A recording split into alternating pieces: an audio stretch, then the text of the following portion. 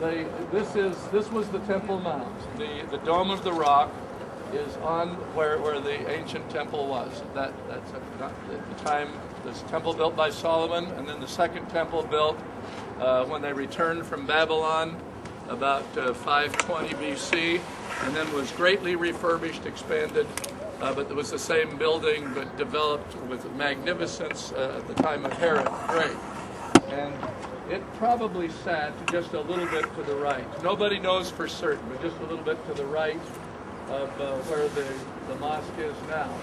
If you look to the right of the mosque, from what perhaps most of you can see, there's a series of 4 arches that are there kind of standing alone. You see that? Yeah. Come this way from those 4 arches and you see kind of a little cupola. Yes. You see that?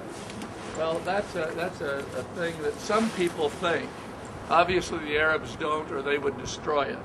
Some people think that that is over the place where the Holy of Holies was ancient times. And that could be, we don't know, but it gives you a sense of approximation of where this Temple of Solomon was. You'll see pictures of the Temple of Solomon along the way, and it's magnificent. It was a towering structure. It would have been as high as the mosque is, a completely different configuration, more of a direct, rather narrow. You see the specifications for the temple in the scripture measured out, and it wouldn't be as wide as the mosque, but it would be about as high, and it would be a very different architecture. The guides will tell you about all these graves. This is a very sanctified site in the Jewish community, and to be here on the Mount of Olives in anticipation of the resurrection, the Jewish tradition, they anticipate the resurrection here. Not all parts of Jewish tradition.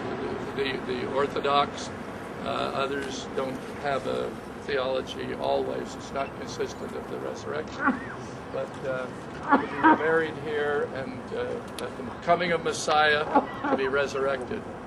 The first time I came, I was saying to our guide, he was talking about that this would be where why the door was closed by one of the Arab rulers, or really one of the periods of the control from about 500 years ago, who sealed the gate up because of the prophecy that the Jewish Messiah would come through the gate, and that's why he sealed it. We'll look at that in the scripture in a minute.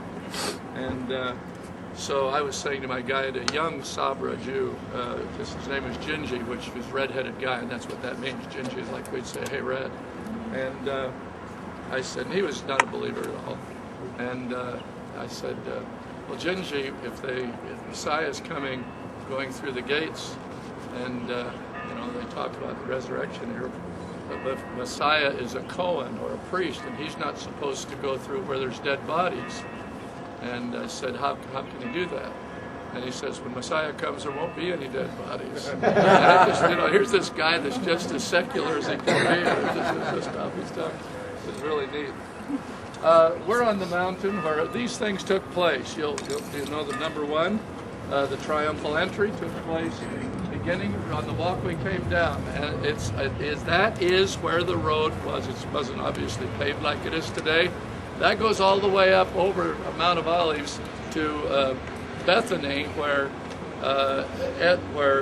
Lazarus and Mary and Martha lived. Anna and I one day, some years ago, we had a free day. We got here in advance of our group, and we went and walked up over there. And there's a site, it's the tomb of Lazarus. It's not a place, it's a traditional site.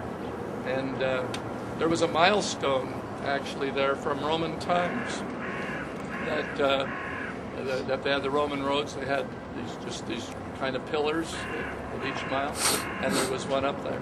And that was an ancient walkway. So that, when you see the triumphal entry on the television, people going in, waving palm branches today, that they're going down that road we just started on from down the stairs. And right on down there, that winds around. And just below, right down there is where we're going, is where the Garden of Gethsemane is.